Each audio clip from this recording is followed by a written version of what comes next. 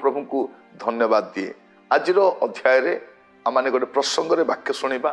प्रसंग शीर्षक है निज क्षति निज हाथ। निज क्षति निज हाथ आम कहूँ ना अपना हस्ते जीवा छेदी बोलिकी एटा सेमितिका कथा। निजर क्षति आम निजे केमती करूँ ताहा आम टिके चिंता करिबा। आमर क्षति करिबा पई केही दरकार नहीं, आम निजे यथेष्ट। आमर सर्वस्व सर्वनाश करिबा पई आमर शत्रुर आवश्यक नहीं, आम निज ही निज शत्रु बेले बेले ही जाऊ, निजे शत्रु। आम जेते बेले सुजोग थाउ थाउ समय थाउ थाउ तार सद्विनियोग न करू, गोटे टाइम आसीबो से गुडा आम पई क्षति हो जाए। गोटे पद पढ़ा तेज आप जानीपारे हितोपदेश 29 पर्व तार प्रथम पद। हितोपदेश 29 तार 1 लिखा जाए, जो लोक थरकु थर अनुजोग पाइले हैं अपना ग्रीवा शक्त करे से प्रतिकार बिनु हठात भग्न हेब। केमती लिखा जाउछि जे जो लोक थरकु थर अनुजोग अनुजोग केमती पाइबो? थरकु थर बारंबार ताकू प्रभु कथा हुअंती, बारंबार चेतई दियंती, विभिन्न दास मान द्वारा विभिन्न घटना द्वारा विभिन्न विषय गुड़िक द्वारा प्रभु ताकू अनुजोग करती। काले एई थर बा सेई थर एबे नचेत केबे से बदलिबो परा बोली प्रभु ताकू कौन करती? सुजोग दियंती। किंतु ये कौन करे? निजर क्षति निजे करे। कारण अनुजोग पाइबा समय से कौन लिखा जाउछि? से शक्त ग्रीव हुए, अपना ग्रीवा शक्त करे, से गर्वी हो जाए, से स्थाणु हो जाए, से संशोधित होगा पे नास्ती करे, से कही बसे मु संशोधित हेबी ना, मु जेमिति अच्छी सेमिति ही थी, मते किए कौन करिवो देखिबी, एटा से कही बसे। या द्वारा कौन हुए? कहार क्षति हुए नहीं, तार क्षति हुए। जदि आपण डाक्टर परामर्श ग्रहण करिवे नहीं, डॉक्टर क्षति होबो, किछि क्षति होबनी। जदि आपण वकीलर परामर्श नेबे नहीं, कार क्षति होबो? वकीलर क्षति होबो नहीं। घर बांधिबा समय जतले आपण को कॉन्ट्रैक्टर किछि कहे तार कथा न सुनी आपण जदि निज इच्छा रे मटेरियल लगाइबे, कार क्षति होबो? आपण को क्षति होबो। गाड़ी किनिबा समय मैनुअल बुक दिया जाय थाए, केते स्पीड रे जिबे लिखाई थिबो, जदि आपण मानिबे नहीं आपण को क्षति होबो। खाइबा समय मध्य लिखा जाय थाए कोन खाइबे कोन खाइबे नहीं। एबे देखंतु अनेक खाद्य पदार्थ सरकार तांकर लाभ पाई से बिक्री करती, किंतु लिखि दी थांती एटा खाइले एटा क्षति हम। धूमपान स्वास्थ्य पक्षरे हानिकारक, टोबाको आम पाई इंजुरियस अटे, आम हेल्थ पाई भल नुहे। मद्यपान स्वास्थ्य पक्षरे हानिकारक, एटा सेवन करिवे नहीं, गुड़े कथा लिखा जाए। किंतु जदि आमे सेटा को कौन करिबु? मानिबु नहीं। कैंसर कहा को हबो? से कंपनी वाला को हबो नहीं, जे से नियम को अमान्य कला ताको हबो। स्पीड ब्रेकर थाए गाड़ी स्पीड को अटकेइबा पई, जदि आमे न मानि दौड़ी के जिबा असुविधा हबो। प्रिय भाई भौणी माने अनुजोग आसे, आमे संशोधित हेबा पई इच्छा करनथि।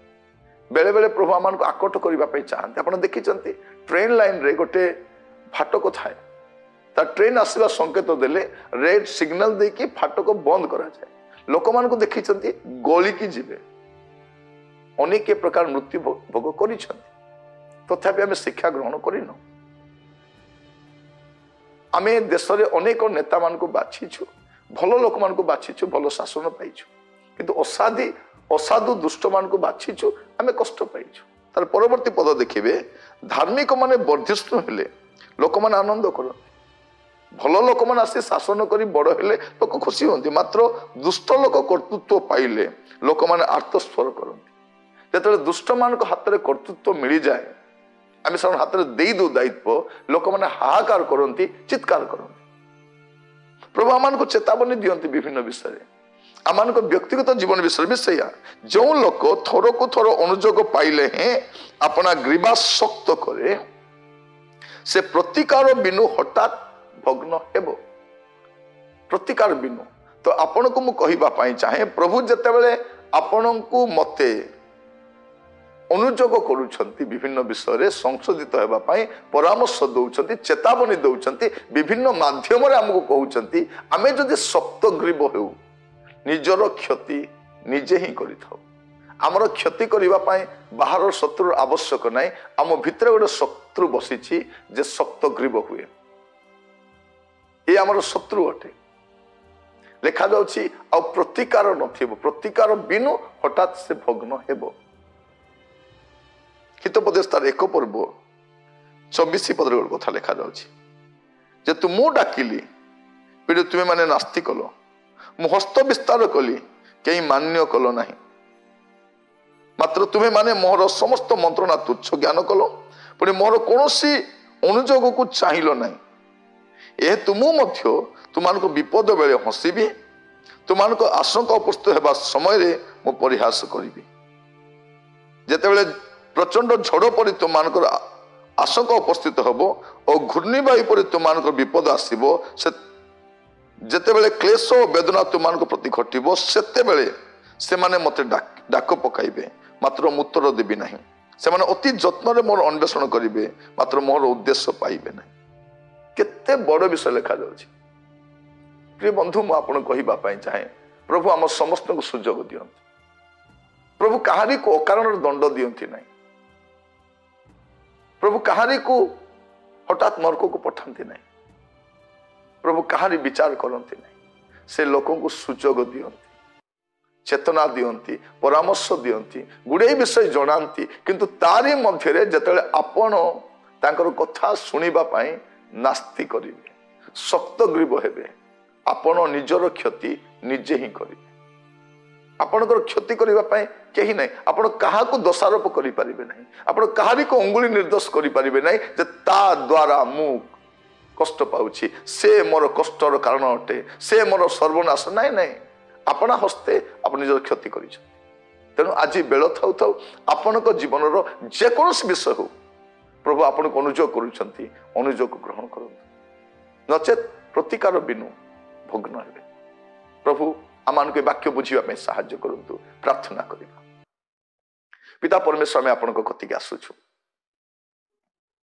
ଆପଣଙ୍କର ବାକ୍ୟ ପ୍ରଭୁ ଯଥା ସମୟରେ ଯଥା ଭାବରେ ଆପଣ କୁହନ୍ତି ଆପଣଙ୍କ ଦାସମାନଙ୍କୁ ପଠାନ୍ତି ପବିତ୍ରାତ୍ମାଙ୍କ ଦ୍ୱାରା ପ୍ରଭୁ ଆମମାନଙ୍କୁ ବୁଝେଇବା ପାଇଁ ଚେଷ୍ଟା କରନ୍ତି ତଥାପି ପ୍ରଭୁ ଅନେକ ଥର ଆମମାନେ ସପ୍ତଗ୍ରୀବ ହେଇଯାଉ ପ୍ରଭୁ ଯେଉଁମାନେ ସପ୍ତଗ୍ରୀବ ହୁଅନ୍ତି ଆଉ ସେମାନେ ସୁଯୋଗ ପାଆନ୍ତି ନାହିଁ ହଠାତ୍ ଭଗ୍ନ ହୁଅନ୍ତି ପ୍ରଭୁ ବେଳ ଥାଉ ଥାଉ ସମୟ ଥାଉ ଥାଉ ପ୍ରଭୁ ଆମ ଜୀବନକୁ ସଜାଡ଼ିବା ପାଇଁ ଆମ ଚରିତ୍ରକୁ ସଜାଡ଼ିବା ପାଇଁ ଆମର ଗତିବିଧିକୁ ସଜାଡ଼ିବା ପାଇଁ ଆମମାନଙ୍କୁ ସାହାଯ୍ୟ କର ଗୁପ୍ତ ପାପ ଗୁପ୍ତ ମନ୍ଦତାରୁ ବାହାରି ଆସିବା ପାଇଁ ଆମମାନଙ୍କୁ ଅନୁଗ୍ରହ କର ବେଳ ଥାଉ ଥାଉ ପ୍ରଭୁ ସୁଧୁରି ଯିବା ପାଇଁ ଅନୁଗ୍ରହ କର ସପ୍ତଗ୍ରୀବ ହେବା ପାଇଁ ଦିଅ ନାହିଁ ପ୍ରାର୍ଥନା ଶୁଣିଥିବାରୁ ଧନ୍ୟବାଦ ଯୀଶୁଙ୍କ ପ୍ରିୟ ନାମରେ ମାଗିଲି ଆମେନ୍ ପ୍ରଭୁ ଆପଣମାନଙ୍କ ପ୍ରତ୍ୟେକଙ୍କୁ ବାହୁଲ ରୂପେ ଆଶୀର୍ବାଦ